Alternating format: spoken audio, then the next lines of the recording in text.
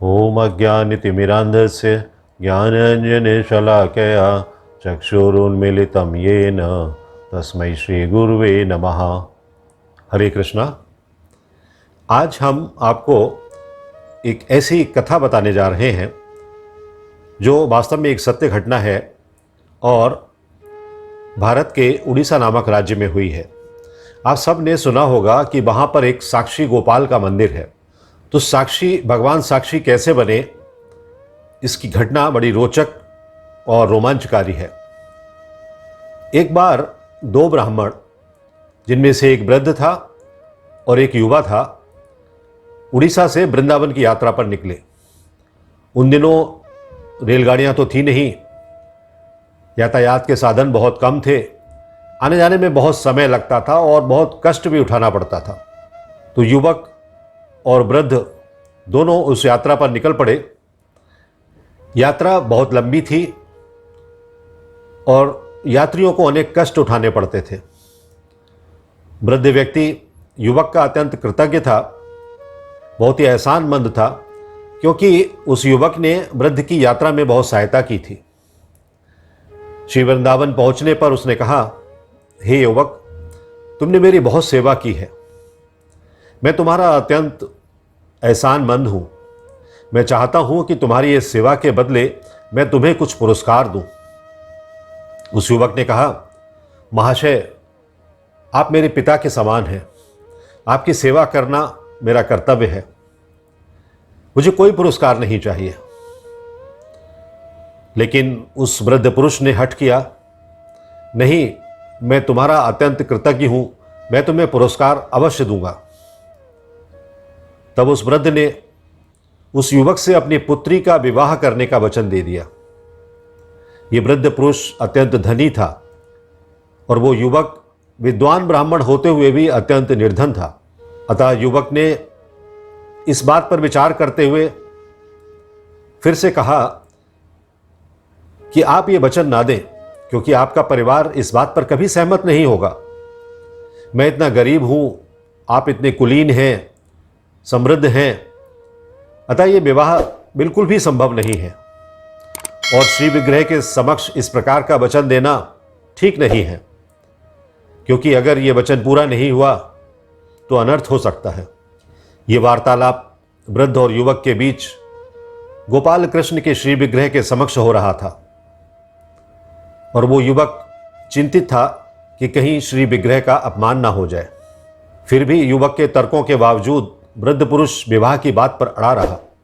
वृंदावन में कुछ दिनों तक रहने के बाद दोनों घर लौट आए। वृद्ध पुरुष ने अपने ज्येष्ठ पुत्र से और अपनी पत्नी से ये खबर सुनाई। उन्होंने कहा कि मैंने अपनी बेटी का विवाह निश्चित कर दिया है। जब उन लोगों को पता लगा कि वो युवक बहुत ही निर्धन है तो उनको बहुत क्रोध आया और उन्होंने कहा कि ऐसा पति चुनना श्रेष्ठ नहीं है, हमारा उनका कोई मेल नहीं है, ये विवाह नहीं हो सकता। उस वृद्ध पुरुष की पत्नी ने बहुत डांटा और कहा, यदि हमारी पुत्री का विवाह इस युवक से करोगे तो मैं आत्महत्या कर लूंगी। इस प्रकार वृद्ध पुरुष बहुत ही उलझन में पड़ गए। कुछ समय बाद ब्राह्मण युवक को ये चिंता होने लगी कि उस वृद्ध पुरुष ने अपनी पुत्री का विवाह मुझसे करने का वचन दिया था और वो भी श्री विग्रह के सामने। अब उसे पूरा करने का समय आ गया है तो क्यों नहीं वो पूरा कर रहे हैं। अतः उस वृद्ध पुरुष को उसके वचन की याद दिलाने के लिए वो उनके पास चला गया। युवक ने कहा, आपने भगवान श्री कृष्ण के विग्रह के समक्ष मुझे ये वचन दिया था और अब आप उसे पूरा नहीं कर रहे हैं, ऐसा क्यों। वृद्ध पुरुष मौन था, उसकी उलझन बहुत ज्यादा थी। युवक समझ गया कि वृद्ध तो विवाह करने के इच्छुक हैं, लेकिन उनके परिवार वाले क्लेश पैदा कर रहे हैं। उसी दौरान उनका ज्येष्ठ पुत्र भी बाहर निकल कर आ गया और उनकी पत्नी भी बाहर आ गई। उन दोनों ने मिलकर युवक को बहुत लताड़ा, बहुत डांटा और कहा कि तुमने तीर्थ स्थान में मेरे पिता को लूट लिया है, तुमने कोई नशीली वस्तु देकर उनसे ये वचन ले लिया है कि वो अपनी पुत्री का विवाह तुमसे करेंगे। तुम धूर्त हो, मक्कार हो, मूर्ख हो। इस प्रकार वहां बहुत हंगामा हो गया। गांव के सभी लोग इकट्ठे हो गए। तो उसके ज्येष्ठ पुत्र के हो हल्ला मचाने के कारण लोगों ने एक पंचायत की। पंचायत ने यह निर्णय किया कि यदि स्वयं श्री गोपाल इस बात का साक्षी दें कि इन वृद्ध ने उनके समक्ष ये वचन दिया है कि इस युवक का विवाह उनकी पुत्री से होगा, तो निश्चित तौर पर यह विवाह हो सकता है। युवक सहमत हो गया। उसने कहा, हाँ ठीक है, मैं श्री गोपाल जी के विग्रह से जरूर ये कहूँगा कि वो यहाँ आकर इस बात का साक्ष्य दें कि ये घटना उनके समक्ष हुई है। युवक वहाँ से चला आया और उड़ीसा से वृंदावन की यात्रा फिर से शुरू कर दी। और वृंदावन पहुंचकर उसने श्री भगवान के विग्रह के समक्ष खड़े होकर फिर निवेदन किया कि हे भगवान, हे गोपाल, 6 महीने पहले एक वृद्ध ने यहाँ आपके समक्ष खड़े होकर मुझे ये वचन दिया था कि वो अपनी पुत्री का विवाह मुझसे करेंगे, लेकिन अभी वो इस बात का साक्ष्य चाहते हैं कि ऐसी बात हुई है और वो भी आपके समक्ष हुई है। तो श्री विग्रह अचानक से बोल उठा। श्री विग्रह ने कहा कि मैं एक विग्रह मात्र हूं, मैं कहीं नहीं आ जा सकता।